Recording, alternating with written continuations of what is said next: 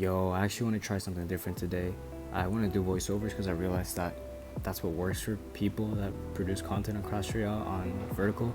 So I just wanted to go over some of the wins that got me to 9,000 trophies. Um, I actually took a break from the game as when Evos came out because it was like really rough to see how my game was becoming somewhat of like a pay to win thing. But whatever, like no more crying. I just had to put up with it and then actually get my evolutions and stuff. I still haven't spent a single dime in the game, and I wanted to go over like some of the strategies that I made, that I used in order to get to 9,000 trophies with the Remi deck. Just because I realized that it's a really fun deck. I used to play log bait, but then Rocket got nerfed and blah blah blah. So yeah, right here we have a matchup against a balloon player. I decided to go for my wall breakers there to exert some pressure, and then go for my tower instead of my magic archer because I knew that I could actually activate my king from the NATO here. So he actually goes for that, and then I get a pretty free king tower activation. This star is actually really good for me just because like I have damage and then I have my king tower up. But here I realized that he was going to start just placing stuff behind the tower and then clog up that lane and not kind of like allow me to go in for wall breakers. So I was like, alright, I gotta change up the lane here. As soon as he went for that blower, I was like, alright, I gotta change up the lane. So I think I go for wall breakers here on the left, just trying to force something out. Or spear gobs on the left, trying to force something out. Just because, like, again, you really want to switch up lanes. This deck is not a deck that you want to be using to sort of like try to win battles at the bridge and all that, just because like it's not good for you. I feel like this knight was actually kind of bad just because like it allows the bowlers to get more value. I should have just played that knight later and actually stopped that lumberjack, and because of that this defense actually gets a little bit rough with the bowler, because like here as you can see, like he actually goes for the freeze as well. He gets a hit, and then the bowler actually gets more hits as well. It's actually not too much damage. We're still kind of even, just 400 damage down, 500 damage down, but it's still like, you know, you don't want to be down. So here I actually go for my wall breaker split, trying to force out more elixir and defend my magic archer so that he can just like, so that I can get more damage, right? Obviously just responding to the baby dragon as well. By this point I knew that I had to be like really careful with my tower damage and really making sure to switch up the lanes here. We got more time left here, just 60 seconds going to double elixir. Gotta be a little bit less careful now, just because like double elixir is better for this deck. I feel like against like balloon decks and all that, you have the advantage that they don't have a big spell and you can just spam your magic archers, and that's kind of like mostly what this deck is, just like spamming magic archers, outcycling, getting more magic archers, using your nados offensively, you know. They actually let the baby dragon connect because I want to even out my damage as well, or like I just didn't have as much damage and I want to make sure that I defended that balloon well. He actually goes for the defense on my lumberjack. I get to play another defensive magic archer, just making sure we cycle those magic archers over and over again to make sure that he cannot go in for a balloon as easily, because that like blocks him from going with a balloon basically, and you just exert pressure in the opposite lane. And that's the beauty of like going opposite lane, that you can exert pressure with like miners, you can exert pressure with wall breakers, and they can't really answer it unless they don't want to be able to build a really good balloon push. I try to split my things up here as well, just avoid that freeze. That's also something that you really got to keep in mind against this deck. If you're playing any deck against balloon freeze, it's just spacing out your troops so that you don't take any damage. And then also something that I really like to do is just separating the balloon from the lumberjack by either blocking the bridge or like pulling it back.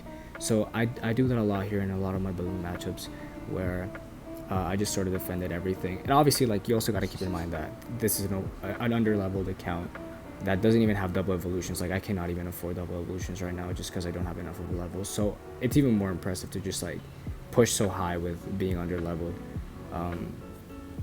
So yeah, here's just like just going for like really good defense here, making sure to avoid those freezes. He actually went for a really bad offensive freeze, trying to get some damage, trying to get greedy there. Here I stop ignoring the baby dragon just because like I cannot afford myself to take more damage on the left, and then just pressure quickly, not even waiting for the knight to be in front of the wall breakers. And then here I was like all right, I'm gonna prepare my defense. I'm gonna go for my tower and then go instantly on the for the NATO on the king tower, because I cannot afford to sort of like not take any damage on any of my towers. And that actually is like kind of what gives me this win. We're like 40 seconds in and I'm like, crap, he's gonna build a whole push. I gotta go for something offensive. So I go for the magic archer on the bowler, NATO it back again, and then I'm like, all right, I gotta step on the gas because he's gonna go left lane. I'm just gonna go for magic archer on defense and then quickly go for my log NATO, NATO log, minor on the tower, and then just try to take the win. And as you see, it's like a really close game, and then we actually get away with it pretty closely. So that's pretty nice. All right, so we're starting it off against Electro Dragon. This match I want to show because it's a Lava Hound matchup, which is really rough, especially if you're, again, under leveled. You're starting off under, so the only like kind of nice thing to keep in mind at this point is like, you know, this guy, if he is level 15, has everything level 15, he's gotta be like at least worse than you, or in some sort of way like inferior to you, so you can actually kind of come off with a win in any sort of way. And this matchup is actually really rough. Like I'm still getting the hang of this matchup. I decided to go for like just some general offense, go for a Magic Archer there offensively, just because, you know, I'm trying to get the tower. I actually didn't get to do that, but I get some early damage on the Lava Hound, and then he goes for a Mega Minion and Balloon. So at this point I'm like, all right, I need to pull that balloon to the King Tower. He's probably gonna zap. Yeah, there's a zap. I need to survive the first defense, otherwise I'm just gonna lose. But I go for a really good NATO and then really good wall breakers to kite, which allows me to just sort of like not really have to actually kill things, just like distract them long enough.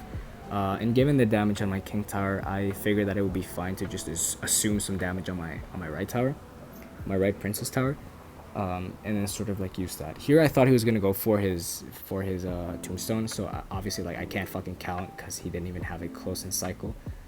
But he has to waste a Fireball, so that's really good for me. I go for the Spear Globs and he just ignores them, as some brain dead Lava Hound people will always do. So at this point I'm like, fuck, I'm like down, what, like 3 elixir? Yeah, I'm down like 3 elixir, and this is gonna be really hard to defend at this point. But for some reason, this guy just decides to split his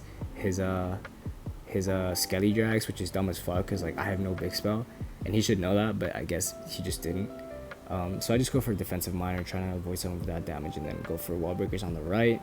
Try to predict the Tombstone again, doesn't work out, still not in cycle. I gotta learn how to count. And I'm just like not able to get anything out of that.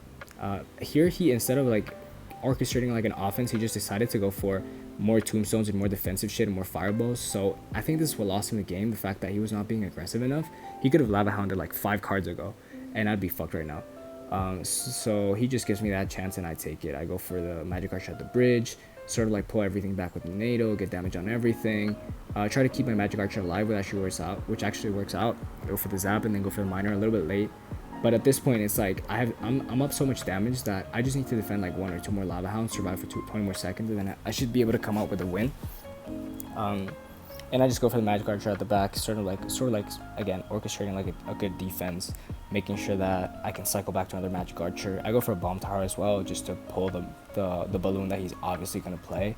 Go for some Spear Globs at the bridge. I'm really stressed at this point, by the way, because we're like almost there by the end of the game, and like I really need to win this. So I go for a NATO, try to stop everything.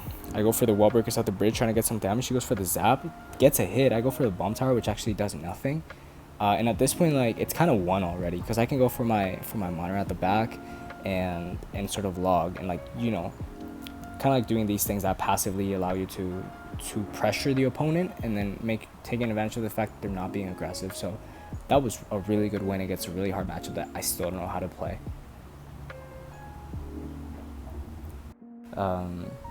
We're only like 2 wins away, right? And this is another balloon matchup, unfortunately. But I obviously I didn't know that at the time. So I just go for my Spear Globs at the bridge, trying to exert some pressure. Honestly, starting place with this deck are probably just like Spear Globs at the bridge, split wall breakers, log, miner on the safe spot, all these things. So I see the balloon again, and I'm like, all right, well, time to get a good defense. Unfortunately, I didn't have my knight in cycle, so I have to go for a defensive miner. And then I decide to go for a really safe Bomb Tower, just avoiding like any like, you know, rage not pulling to the tower with NATO not pulling to the tower, whatever, because of the rage. Because if you don't know that, like if you play your balloon, if you play your NATO on a balloon and then there's a rage on it, it will actually not get pulled to the King Tower. So I was just like, I'll just be safe, and then quickly pressured with wall breakers to make sure he couldn't build such a great push, and like sort of support that firecracker as well. And then I go for some Spear Globs to activate my King Tower. So again, a really good start here. Again, like same principle applies, just cycle your Magic Archers over and over again. Here I was kind of worried because I put my Magic Archer on the left, and yeah, he was gonna go like right on the right. so my magic archer will not be able to support the defense. So I was like, all right, I'll just block the bridge. And again, you gotta make sure to block that bridge whenever you know they're gonna lumberjack. Like these balloon freeze players are like very aggressive. They love to just go for everything at the bridge without like concern of what's gonna happen. So then again, like block the bridge, good defense, go for offense again to sort of like those like double purpose wall breakers with offense and defense by pulling the lumberjack and forcing out the evil skellies and giving me like a pretty easy log, because evil skellies, even after the nerf, they can be very, very annoying. But even then, I go for my spear gloves at the left because I know that I'm not gonna be able to like keep on going in the same lane. And then here I go for a really good miner that actually kills the firecracker, and he goes for a lumberjack that actually ends up pulling it back. So like really, really lucky for me here. I go for those wall breakers thinking that the lumberjack is gonna actually hit more. And then here I could have went for a log or for a miner because those skellies were played very early, but I just didn't have the vision at the time. I was like really stressed, like 2 wins away at this point. So I go for the knight here trying to defend, and bro pulls out a fucking Valkyrie out of his ass, and I'm just like, fuck, bro. I go for a miner again on the firecracker, and then he does the same play where he goes for his lumberjack. And then this defense is actually kind of rough again because I don't have like anything to defend. I just go for my spear globs at the left as the firecracker just happens to hit the bomb tower to be able to just kill it, which is really good for me, and then just go for last second that magic archer, and then the wall breaker's forcing out a negative elixir trade on him. So that was really, really good for him. Here I thought he was going to go for lumberjack, so I went for a quick knight, but he ended up going for skellies. So then again, like I'm fucked again because like I don't have anything for defense, right? My knight for defense to like sort of tank for that lumberjack and those minions. So I go for a bit of a nice NATO, just sort of like barely pushing it out of a what's the name of death damage range. And then I just go for again like really good spear globs here and just sort of like defending and pressuring as he's trying to go in. Really good knight here playing back to Valk, and then I'm like all right, I'll just let this lumberjack hit because there's no reason to actually defend it, because we can just even out the damage. I go for the wall breaker, she goes for a cannon, that's like fine for him. I go for another miner trying to force out more elixir. Go for magic archer again, just trying to cycle those magic archers beforehand to avoid giving them any sort of value, any sort of like opportunity to go in, because like sometimes what they'll do is like they'll miner your magic archer, fireball it or whatever, and then you'll have no magic archer because you didn't cycle it beforehand. And then this guy just like as a balloon lumberjack player just fucking ignores everything and loses the game right there. All right, and here we have one of the last games that I played to get to 9,000 trophies.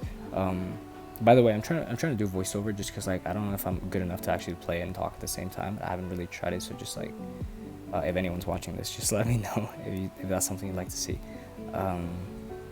So yeah, as I was saying, like it's really rough to play like an extra match, right? Because at this point I was like 3 trophies away from 9,000. I was like, fuck, man, I'm gonna have to play another match, and obviously like I did, unfortunately. So as I was saying, like this guy goes for a knight. He's got like a really weird bridge spam deck, like fucking no skill, not Unreal deck. This is like an Unreal deck, but whatever. So I just go for the evil wall breakers. They're trying to split, sort of like make like a split offense and then force out more elixir from him.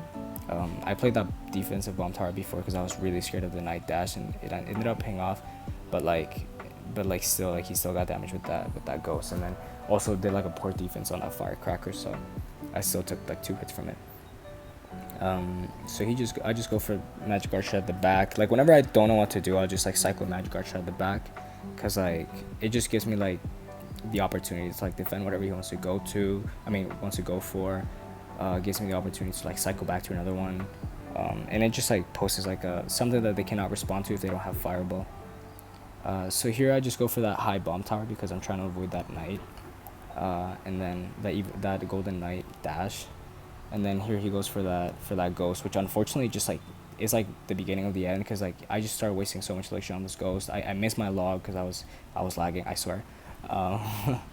And it just gets 2 hits, and then he just gets to go for his royal recruits like unpunished because I had no elixir, and I could not lock those away anymore. In this matchup, I've realized that just like against recruits in general, I've realized that you don't want to cycle your bomb tower like at first, because you can easily defend recruits with like going for like knight, going for logs, and going for magic archers and spear globs to pull everything sort of in, and then avoid getting that damage and sort of like kite them all around the arena. But then again, like this is just like the beginning of the end because I had wasted so much elixir. He went for that evil firecracker, which was just getting too much damage and like completely wrecking my tower. I go for that offensive miner trying to do damage to the firecracker, and that's something that I really like to do, just like hitting those firecrackers once my king tower is activated, because it's just so annoying to go against, and it's just like 3 for 3 instead of going for like NATO and log, which is 5. So that's just better for me. But then again, like he just goes for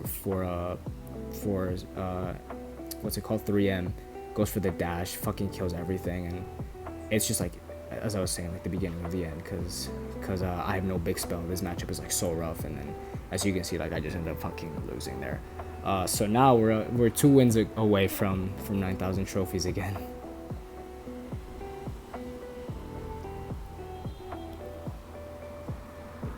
Alright, here's for the last match. So this guy is actually a fucking angel, because I was 9,000 trophies away, and my guy just activates my king tower, and as you can see, like I just fucking beat him.